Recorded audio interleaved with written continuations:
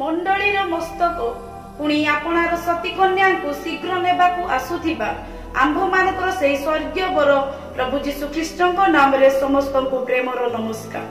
प्रिय मंडली, आज आंभे माने जो प्रसंग ईश्वर वाक्य आलोचना करने को जीवा प्रसंगर शीर्षक मु भयंकर और आश्चर्य रूपे निर्मित।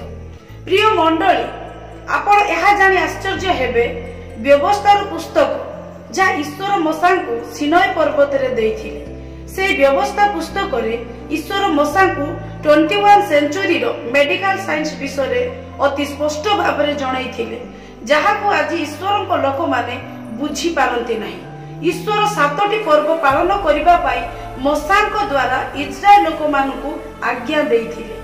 से 7टी पर्व भितरे ईश्वर एही परी एक मेडिकल साइंस रो रहस्य गुप्त करी इस्राएल लोक मानकु प्रदान करिथिले, जहाँ को आज आम समय रे आधुनिक विज्ञान द्वारा देखि बुझी पारु कि ईश्वर वर्षर जो मासर जो दिन रे 7टी पर्व पालन करिबाकु कहिथिले, जेपरि गर्भवती स्त्री रो गर्भाशय रे शिशुटिए विकसित होइथाय, ठीक सेही परि आपणार पर्व को वर्षर निर्धारित मास और दिन रे पालन करिबाकु कहिथिले, जहाँ को इस्राएल लोक माने बुझी पारि नथिले। प्रिय मंडली, बाइबल रो परमेश्वर आपणार जो प्रथम पर्व मशांक द्वारा इस्राएल लोक मान को पालन करिबा पाई आज्ञा करिथिले, से निस्तार पर्व को से माने प्रति वर्ष आबिब मासर 14 तारिख रे पालन करुथिले। निस्तार पर्व समय रे से माने जो प्लेट व्यवहार करुथिले सेही प्लेट रे सर्वदा से माने गोटी अंडा रखुथिले।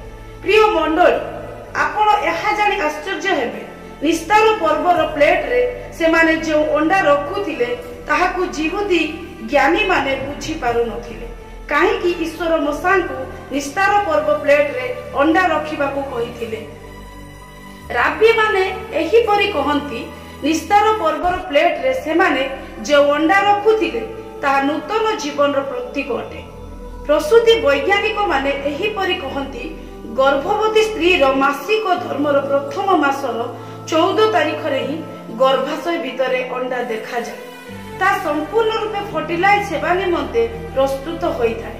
प्रिय मंडली, प्रसूति वैज्ञानिक मानक द्वारा यह स्पष्ट भावे आमे बुझी पारु कि जेपरि बाइबल रो परमेश्वर इस्राएल लोक मान को आबिब मासर 14 तारिख रे निस्तार पर्व पालन करिबा पाई आज्ञा प्रदान करिथिले, ठीक सेही परि जड़े गर्भवती स्त्री तार मासिक धर्म रो प्रथम मास 14 तारिख रे ही तार गर्भाशय भितरे अंडा देखिबाकू मिली थाए, ताहा सेही मासर 14 तारिख रे फर्टिलाइज हेबा निमंते प्रस्तुत होई थाए।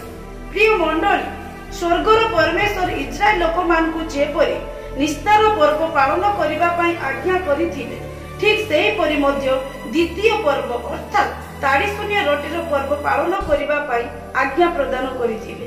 प्रिय मंडली, आसंतु आमे माने द्वितीय पर्व अर्थात ताड़ी शून्य रोटीर पर्व को देखिबाकू जिबा। यह इस्राएल लोक माने प्रथम मासर 15 तारिख रे अर्थात तार 24 घंटा भितरे ही एही पर्व पालन करिबा पाई ईश्वरଙ୍କ द्वारा आज्ञा पाइथिले। से माने प्रथम मासर 14 तारिख रे जो निस्तार पर्व पालन करुथिले तार 24 घंटा भितरे ही ताड़ी शून्य रोटीर पर्व पालन करुथिले। प्रिय मंडली, आपण यह जानी आश्चर्य हेबे जेपरि ईश्वर प्रथम मासर 14 तारिख रे निस्तार पर्व पालन करिबा पाई आज्ञा प्रदान करिथिले, ठीक तार 24 घंटा भितरे ही से माने ताड़ी शून्य रोटीर पर्व पालन करुथिले। जेपरि जणे गर्भवती स्त्री रो मासिक धर्मर क्रम अनुसार प्रथम मासर 14 तारिख रे तार गर्भाशय भितरे जेपरि अंडा सृष्टि होई थाए, तार 24 घंटा भितरे ही गर्भाशय रे थिबा अंडाटी फर्टिलाइज हेई थाए, न हेले ताहा नष्ट होई थाए, जो द्वारा सही गर्भवती स्त्रीटी प्रसव करि पारे नाही, कारण अंडाटी नष्ट होई थाए। प्रिय ईश्वरଙ୍କ लोक माने स्वर्गर परमेश्वर इस्राएल लोक मान को जेपरि निस्तार पर्व और ताड़ी शून्य रोटीर पर्व पालन करिबाकू जो नियम देइथिले, ठीक सेही परि नियम अनुसार ही जड़े गर्भवती स्त्री अपना शिशुटी को प्रसव करिथाय। प्रिय मंडली, वर्तमान आम्भे माने स्वर्गर परमेश्वर द्वारा दिया जाइथिबा से तृतीय पर्व अर्थात शस्य छेदनर पर्व विषय देखिबाकू जिबा। एठारे आम्भे माने देखुअछु कि बाइबल रो परमेश्वर मूसा को अति स्पष्ट भाबरे कहिथिले निस्तार पर्वर ठीक 3 दिन परे तुम्हे माने शस्य छेदन रो पर्व पालन करिवो। प्रिय मंडली आपण या जानि आश्चर्य हेबे प्रथम मासर 14 तारिख रे निस्तार पर्व पालन करा जाउथिला ठीक तार 3 दिन परे से माने शस्य छेदन रो पर्व पालन करुथिले। सेही नियम अनुसार आम्भे माने देखिबा को पाउ जे परि जणे गर्भवती स्त्री रो गर्भाशय प्रथम मासर 14 तारिख रे ही अंडा देखा जाए ठीक तार 24 घंटा भीतर ही जदि सेही अंडा फर्टिलाइज होई जाए तेबे 14 दिन परे सेही अंडा गर्भाशय नळी रे 3 दिन धरी रहिबा परे गर्भाशय रो कैविटी रे प्रवेश करिथाय तत्सहित ताहार विकास मध्य हेई थाय।